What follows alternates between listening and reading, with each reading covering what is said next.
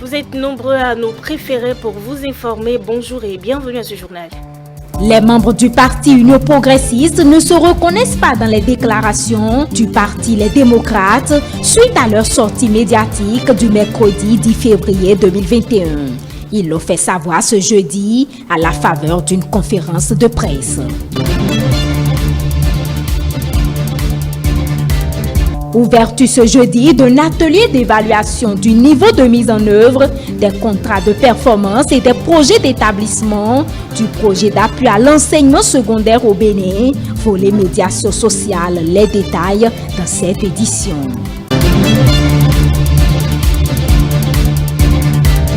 Le vaccin chinois contre la COVID-19 est victime d'un mauvais procès sans que l'on sache vraiment pourquoi. Vous suivrez en fin d'édition le magazine réalisé par nos confrères de CCTV+, pour éclairer l'opinion internationale. Voilà pour le sommaire.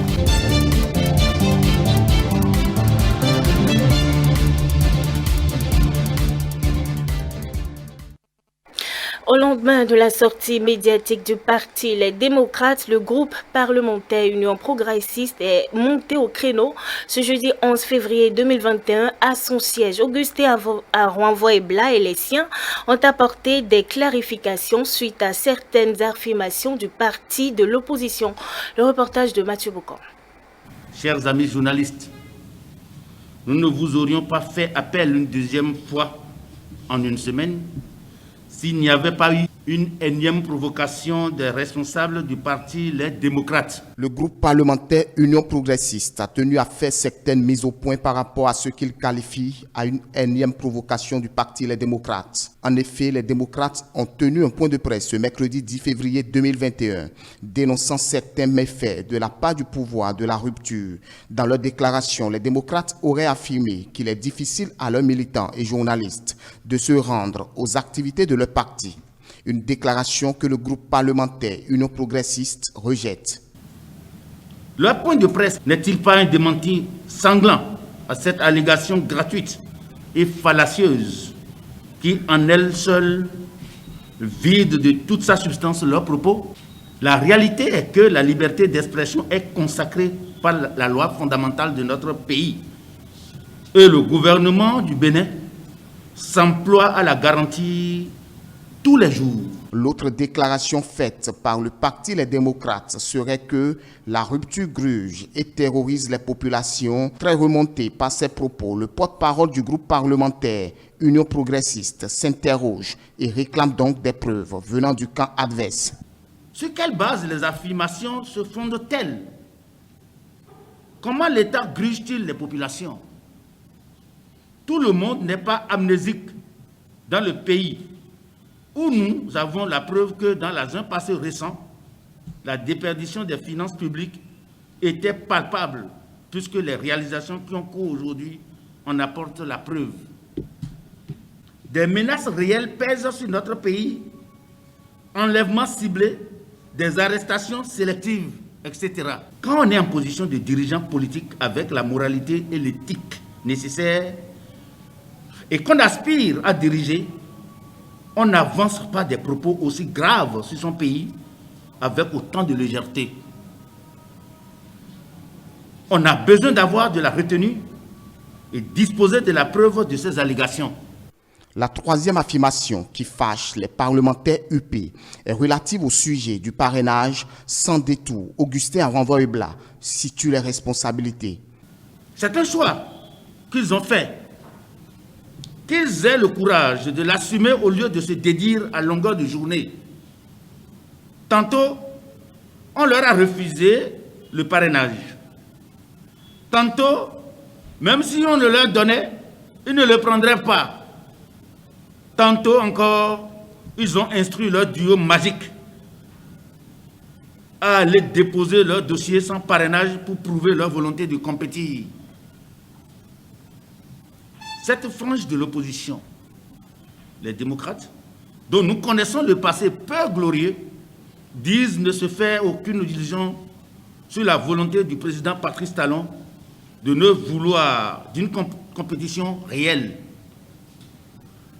En faisant une telle affirmation, Les démocrates sont conscients que personne ne les prendrait au sérieux, car le monde entier sait aujourd'hui que ce sont eux qui fuient la compétition, craignant une débâcle dans les urnes. L'Union progressiste fustige par la même occasion la récupération politique que les démocrates veulent faire de l'atteinte de Galéo Soglo, tout en rassurant le peuple béninois que les élections prochaines auront lieu dans la paix le 11 avril 2021 et un nouveau président prêtera serment le 23 mai 2021.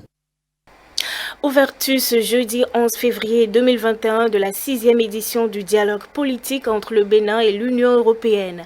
La séance s'est tenue au ministère du Plan et du Développement en présence des membres du gouvernement et des ambassadeurs de l'Union européenne. On suit l'allocution d'ouverture du ministre Abdoulaye Biotchane.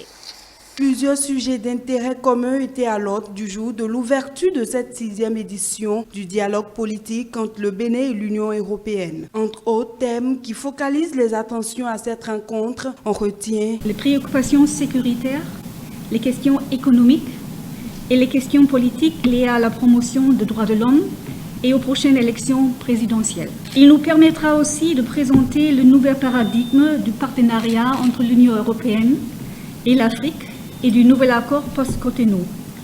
Un partenariat stratégique, moderne et tourné vers l'avenir qui met l'accent sur le multilatéralisme comme moyen de relever des défis globaux tels le changement climatique, la sécurité ou encore l'immigration, et sur la défense de nos intérêts communs. À l'ouverture de la séance, Abdoulaye Biotchane a rappelé à quel point l'État béninois tient aux relations entre le pays et l'Union européenne. Il a témoigné la gratitude du chef de l'État, Patrice Talon, à l'Union européenne pour ses nombreuses contributions combien importantes pour l'essor du Bénin. Malgré cette pandémie, nous avons fait un taux de croissance de 2,3%, faisant de notre pays un des plus résilients à la crise en lien avec la Covid-19. Cette résilience, qui est à tous égards à saluer parce qu'elle intervient dans un contexte de plusieurs chocs, Covid, mais aussi fermeture des frontières, s'explique aussi, entre autres, par les fondations solides que nous nous sommes attelés à mettre en place à travers des réformes courageuses mais nécessaires. Le Bénin est donc devenu ces dernières années, premièrement, le premier producteur de coton de l'Afrique de l'Ouest, deuxièmement, le deuxième producteur de céréales de l'UEMOA, troisièmement, la troisième meilleure performance en termes d'IDH dans la CEDEAO et la première dans l'Union économique et monétaire ouest-africaine. Ces prouesses ne sont pas que des chiffres. Elles ont produit des résultats concrets et ont amélioré le quotidien de nos compatriotes.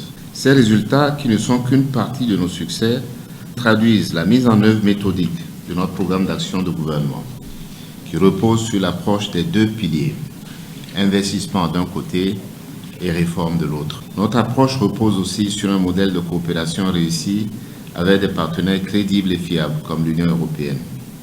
Nous n'aurions pu tout ceci sans votre accompagnement volontaire et judicieux qu'il faudra préserver à tout prix. Ce dialogue politique illustre la nouvelle dynamique dans laquelle les deux partenaires sont engagés. Les préoccupations d'importance ont donc été abordées dans la perspective du renforcement de leurs relations et de la consolidation des acquis. Voilà, vous venez de suivre le compte rendu de Diane Christelle Onioudjé sur l'ouverture de la 6e édition du dialogue politique Bénin-Union européenne. Il s'est également ouvert ce jeudi 11 février 2021 un atelier d'évaluation du niveau de mise en œuvre des contrats de performance et des projets d'établissement du projet d'appui à l'enseignement secondaire au Bénin, volet mobilisation sociale. C'est un atelier de bilan qui vient mettre fin à 18 mois d'expérimentation des outils de gestion des établissements. Compte rendu, Stélia Padono. Après 18 mois de mise en œuvre du volet mobilisation sociale du projet d'appui à l'enseignement secondaire au Bénin, les responsables des organisations non gouvernementales en charge de ce axe d'intervention du PASB ont tenu à soumettre aux acteurs du système éducatif les travaux menés dans les départements de l'Atlantique, du littoral, de l'Atakora et de la Donga, des zones pilotes du dit projet. Je voudrais du haut de ce pupitre vous prier de bien vouloir nous accorder votre attention pour mettre en lumière, à partir de vos critiques constructives, la valeur ajoutée des contrats de performance et les contraintes y afférentes. Les forces et les faiblesses de la démarche de mobilisation sociale comme outil d'amélioration de la scolarisation, du maintien scolaire et de la performance des apprenants. Les ONG Aide et Action Internationale, Racine et Plan International Bénin, après avoir mis leurs expériences en matière de mobilisation communautaire et d'implication des communautés dans la gestion des établissements au profit de l'école béninoise, se retirent et rassurent de leur entière disponibilité à œuvrer pour l'amélioration du système éducatif. Sans trop vouloir s'adonner à l'autosatisfaction, je voudrais vous rassurer de notre ressenti quant au succès engendré par le volet mobilisation sociale de ce projet. J'attire toutefois l'attention sur le caractère fragile des résultats qui exigent un suivi permanent afin de pérenniser les changements opérés. Le coordonnateur national du PASB a salué le travail abattu par les responsables de ces différentes structures. Des actions qui ont permis de contribuer à mettre en place un cadre de redevabilité propice à la qualité, implication des parents dans les décisions autour de l'école, dans le contrôle de la gestion du temps scolaire et de la question enseignante de la mise à disposition effective des matériels didactiques. D'accroître dans une approche communautaire la responsabilisation des acteurs de l'école, administration, enseignants, élèves, parents d'élèves et autres usagers de l'école, sur les enjeux de pérennisation, de sécurisation, d'entretien, maintenance des infrastructures, installations et équipements, puis de maintien d'un environnement sain et propice aux études. Les ONG ont montré beaucoup d'efficience dans la mise en œuvre du volet mobilisation sociale du PASB, qui a impacté 261 collèges d'enseignement général des départements de l'Atlantique, du littoral, de l'Atakora et de la Donga. Wilfried Dianotin a rassuré les partenaires de ce que la dynamique sera maintenue en l'absence des ONG internationales. La directrice a évoqué la fragilité des résultats et le ministère en a tellement conscience que dans le plan de travail annuel du PASB, des mesures sont prises pour mettre en place un dispositif qui va permettre non seulement de pérenniser les acquis dans les départements d'application, mais d'ouvrir le chantier de la généralisation de la mobilisation communautaire. Rappelons que le projet d'appui à l'enseignement secondaire au Bénin, qui a été initié par le ministère des Enseignements secondaires, techniques et de la formation professionnelle, avec l'appui financier de l'Agence française de développement, est l'un des projets phares du gouvernement en vue d'une bonne gouvernance de nos écoles. Ouverture ce même jeudi du séminaire d'évaluation de l'organisation de l'accès équitable des partis politiques, des associations et des citoyens aux médias de service public. L'objectif est de se doter des stratégies idoines devant conduire à une régulation convenable des médias. Ce séminaire rassemble les cadres de la HAC, les associations professionnelles des médias, les représentants des organisations de la société civile, de partis politiques et plusieurs autres cadres. Stanislas Atadéon, Sémiatio Soufou pour le point. Je déclare ouvert le séminaire d'évaluation de l'organisation de l'accès équitable des partis politiques, des associations et des citoyens aux médias de service public. Veiller au respect de la déontologie en matière d'information et à l'accès équitable des partis politiques, des associations et des citoyens aux moyens officiels d'information et de communication, c'est l'une des missions assignées à la haute autorité de l'audiovisuel et de la communication. Ce séminaire cadre avec cette mission et vise à amener conseillers et cadres de l'institution à mettre en œuvre les stratégies idoines devant conduire à une régulation convenable des médias. La décision numéro 98-050/AC 17 juin 1998 portant modification de la décision numéro 95-062/AC du 3 novembre 1995 relative à l'organisation de l'accès équitable des partis politiques, des associations et des citoyens aux médias du service public, comme vous pouvez aisément le constater, date de plus de 20 ans.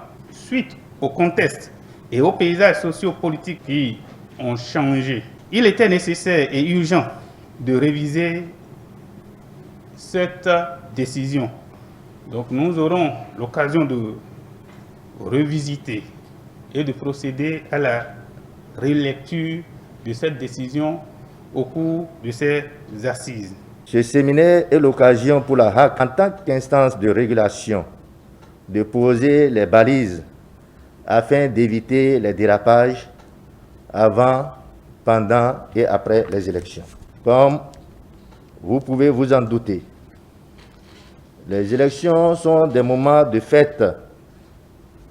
Elles sont des périodes sensibles au cours desquelles les partis politiques, les associations et les citoyens doivent avoir un accès équitable aux médias. L'équité au niveau des médias offre la possibilité aux partis politiques de s'adresser à leur électorat sans se sentir lésés. Elle offre également la possibilité aux associations et aux citoyens de s'exprimer sur l'animation de la vie politique nationale. 3 jours durant, plusieurs communications, notamment l'accès équitable au regard du Code de l'information et de la communication, l'organisation de l'accès équilibré dans les médias du secteur privé et les contraintes seront présentées. Le président de la RAC les exhorte au sens de responsabilité. Je voudrais vous inviter à faire preuve de concentration maximale et d'attention soutenue au cours des travaux. Nous voudrions d'ores et déjà compter sur l'implication effective de chacun et de tous afin que nos travaux soient couronnés de succès. Une bonne appropriation des résultats issus de ce séminaire permettra de faire un bond significatif vers une régulation au service de toutes et de tous. On parle Covid-19 à présent. Le ministre de la Santé a fait ce jeudi un point de presse sur la situation épidémiologique du Bénin. Il a invité les citoyens à redoubler d'efforts dans le respect des gestes barrières à la pandémie du coronavirus. Suivons un extrait de son discours, de son point de presse dans cet élément. Cela fait bientôt 1 an que notre pays est confronté à la pandémie de la Covid-19. Pour limiter sa propagation, le gouvernement développe des stratégies de riposte régulièrement mises à jour. Depuis 6 semaines, à l'instar des autres pays de la sous-région et du monde, le Bénin est confronté à une recrudescence du nombre de cas dans un contexte d'apparition de variants plus contagieux.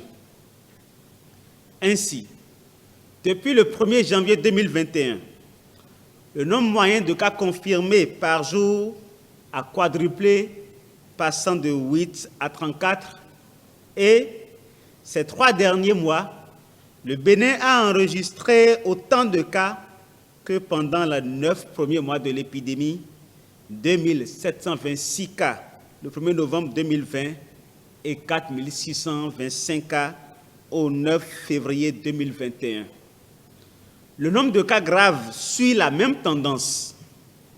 À la date du 9 février 2021, le Bénin compte donc 4625 cas confirmés à la PCR, dont 3781 guéris, 732 patients en cours de suivi, dont 66 cas graves et 13 décès enregistrés en 40 jours, portant à 56 le nombre de pertes en vies humaines liées à cette pandémie au Bénin.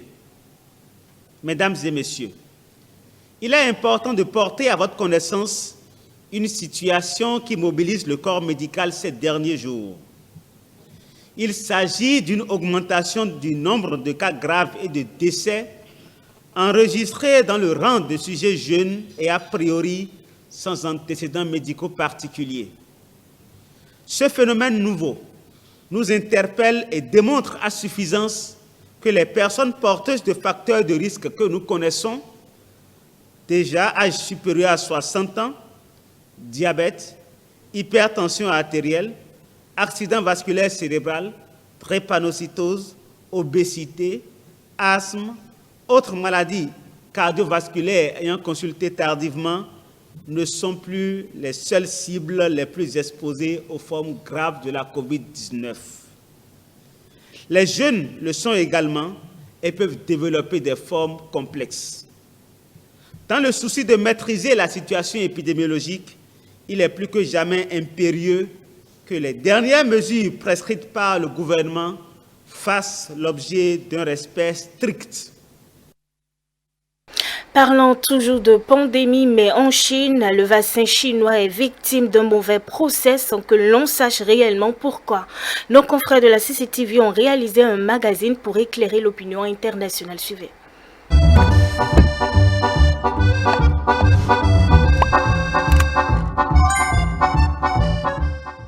Pendant la deuxième moitié de l'année 2020, le monde n'a eu qu'un seul mot à la bouche, vaccin. C'était la seule porte de sortie possible à la pandémie de Covid-19, la seule promesse d'un retour à la vie d'avant, celle des terrasses de restaurants, des concerts, du cinéma et des après-midi à lézarder sur la plage. Cette vie qui nous manque à tous dans toute sa normalité et qu'on ne sait pas quand on la retrouvera. Mais avez-vous remarqué que depuis que nous possédons ces fameux vaccins, que les phases de test sont terminées et que leur efficacité a été prouvée et que leur mise sur le marché a été autorisée, les choses sont bien plus compliquées qu'elles ne devraient l'être. Que la solidarité entre pays qui étaient de mise l'an dernier semble déjà être un lointain souvenir et que les polémiques s'enchaînent sur le soi-disant manque d'efficacité de certains d'entre eux, on peine parfois à comprendre ce qui justifie ces critiques. Le vaccin chinois est victime d'un mauvais procès sans que l'on sache vraiment pourquoi. D'ailleurs, il n'y a pas qu'un seul vaccin chinois, mais deux.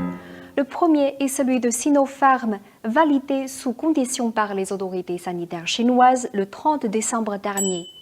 Efficace à 79,34%, c'est celui qui est le plus largement utilisé pour vacciner les Chinois dits à risque et les plus âgés, et également celui qui a été acheté en grande quantité par des dizaines de pays étrangers comme l'Égypte, le Cambodge, le Pakistan et même en Europe, par la Serbie notamment.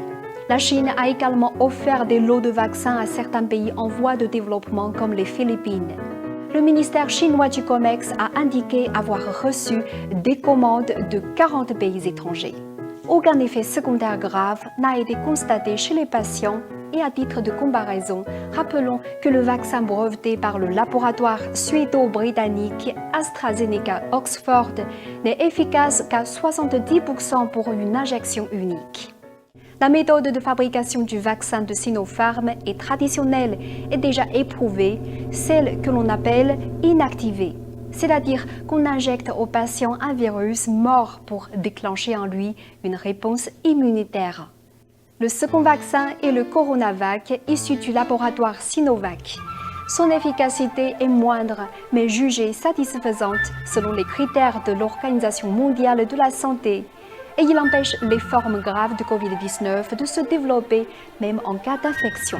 Le Chili, la Turquie et d'autres pays se sont déjà portés acquéreurs de ce deuxième vaccin. Dans une récente interview accordée à mes confrères de la chaîne anglophone, le directeur adjoint du Centre chinois pour la prévention et le contrôle des maladies, Feng Zijian, a tout à fait bien décrit la stratégie vaccinale de la Chine. En réalité, elle ne diffère pas ou peu des autres pays du globe. Il envisage la vaccination du plus grand nombre de personnes comme une sorte de bouclier immunitaire. Et on parle d'ailleurs de la construction d'une grande muraille immunitaire symbolique en Chine. L'immunité collective, qui est le but ultime de toutes les nations pour espérer sortir de cette crise sanitaire, doit concerner 60 à 72% de la population totale pour fonctionner. M. Feng indique que la vaccination de masse permet déjà de constater une baisse des cas et surtout une baisse des formes graves de la maladie.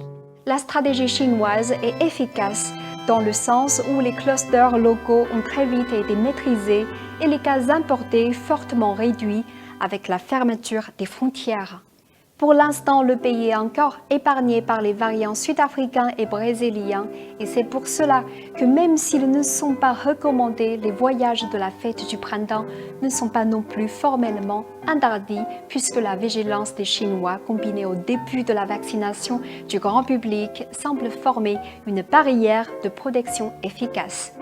Une efficacité prouvée, une méthode de conservation traditionnelle n'exigeant pas de logistique lourde ou de supercongélateurs à moins 70 degrés Celsius comme les vaccins de Pfizer-BioNTech, peu ou pas d'effets secondaires et pas de problème d'approvisionnement pour le moment. Mais qui en veut donc au vaccin chinois ? La Chine a dit et répété qu'elle ne menait pas de diplomatie du vaccin et ne prenait part à aucune course ou compétition et qu'elle ne cherchait pas à écraser la concurrence. Le vaccin américano-allemand élaboré par Pfizer a d'ailleurs été homologué quelques semaines avant celui de Sinopharm. Reste à savoir si les vaccins chinois sauront résister à un éventuel débarquement de virus mutants dans les divers pays où ils ont été administrés. Mais pour le moment, la confiance dans la science règne et c'est bien là le plus important.